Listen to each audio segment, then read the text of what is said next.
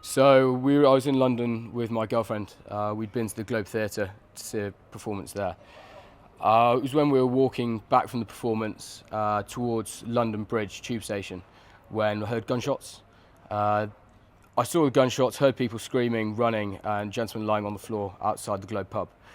It was at that stage I ran over. I left my girlfriend where she was, ran over, took stock of the situation and realised there was multiple stab victims, and basically that it was a terrorist attack or something along those lines.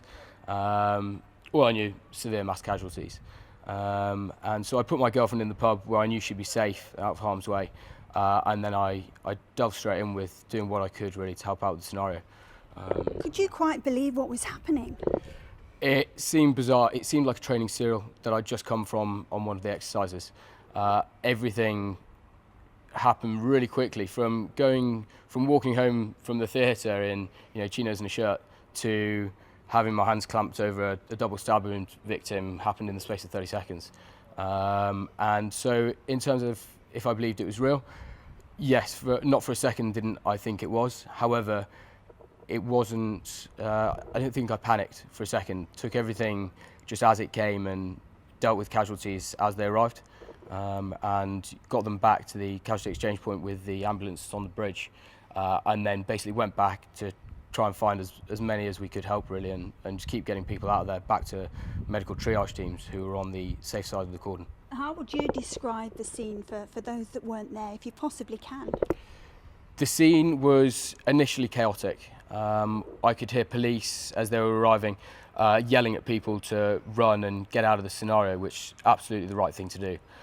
So from what initially when I arrived on the scene was complete chaos, when the armed police got on the scene and started clearing everybody, getting those who were around into pubs and out of the way, or those who were on the streets off the streets, it actually very quickly became quite surreal and almost like a ghost town.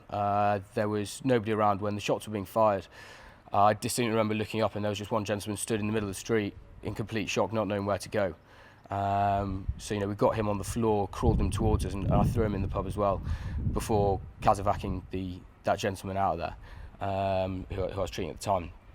So it was a bizarre scenario, and being surrounded by nurses, doctors, both on and off duty, surrounded by policemen, again, both on and off duty, it was quite embracing to know quite how many people were around who had some sort of experience and who were actually really happy to help even if they didn't have experience. There was people mucking in, and be that sending them to the ambulances to get cannulas or to get sheets to carry people out of there on. Even anybody who helped was helpful at the time. So yeah, it was. You were part of a crucial team, lots and lots of people helping, but how do you think you, as a serving soldier, how do you think that training helped you deal with the horrific scenes that you did? I think my training as a soldier, the thing that helped me out most was the ability to remain calm in the scenario. There was a lot of people panicking, and quite honestly, there was only when I really first discovered the scenario and the adrenaline was pumping. But very quickly after that, calmed down, took stock of the situation and dealt with it as though it was a training serial, as we've been taught. And that training very quickly took over, and it was an innate responsibility to triage those people as best we could at the scenario with the equipment that we had, which was jackets, shirts, until the ambulance crews arrived. And so my training, I think, the most important thing was to remain calm, and also the positive talk. Because even once ambulance teams arrived and we handed over to the medical trained staff, even then I remained on scene and was positive talking to people who were those victims who'd sustained injuries, and also their family. So for instance, one gentleman, his wife was in hysteria. He was a multiple stab wound victim. I don't know if he survived. And she was clearly in hysteria. He was real touch and go. And all I did was knelt next to them and positive talk to him for a good while and tried to calm her down and get her to positive talk to him, because I knew from training that in the scenario the best thing you can do is reinforce that person and try and let them know everything's going to be okay. But in effect, Gerard, you ran towards the scene while many were running away, frightened, absolutely petrified, and you were there. Were you not concerned for your own safety? I was more concerned for my girlfriend's safety than mine. I knew that we're trained in these scenarios, and I knew gunshots, I was fairly confident that they would be from our side of things. As soon as I heard the gunshots, my initial instinct, as I say, was to run towards it rather than the way. And I got her into the safest position possible, and throughout the whole scenario I kept calling her roughly every 20 minutes to check she was all right. So in terms of my own personal safety, no, it didn't cross my mind. In terms of everybody else's, and in particular hers, yeah, it never left my mind.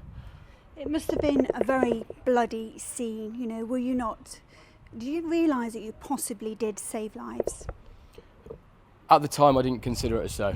At the time I considered I was doing what I can. Obviously everybody now talks to me, and I've talked quite openly about what happened, more to some people than others. And when I do think over it and people tell me what I've done rather than me think about what I've done, yeah, it's a good feeling, and I'm glad I did what I did and that I did help out, and I do feel like I was a positive force in what was a completely hectic scenario. So I'm glad I did what I did, and I wouldn't take it back, and I'm not to misinterpret it, I'm glad I was there. Yeah.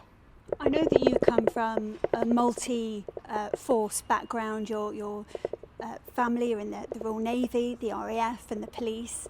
Have you always been someone that would push yourself forward into a situation, particularly like last Saturday night? Yeah, I always like to, without trying to be over-controlling, get involved. If I see that somebody's hurt themselves, if I see that somebody's in trouble, I've never been one to walk past and watch somebody suffer where somebody else can help. So I think my upbringing in a military family, but not only that, just a family with good ethics really, it's got nothing to do with being in the military. I think those good ethics of just helping others, as if you were in that situation, you'd want somebody to help you out. Are you hoping to get in touch with some of the victims, you know, in the hope that, you know, you might meet somebody that you actually saved? I'm not looking to be praised, so in terms of looking to see them so that they can thank me and shower me with praise, no. In terms of actually knowing that they're okay, that's what's most important to me. In terms of casualties, I knew their names at the time because I was talking to them and trying to help them. Now everything passes by as a blur.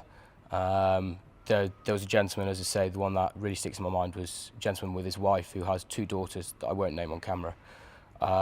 He's the one really that was my biggest concern, because he, I hope, made it. He had amazing medical support around him, he had his wife with him. And as I say, his 2 daughters clearly stick in my mind, so I'd love to know that he made it. However, unfortunately, many of the other casualties I treated were more than likely past it.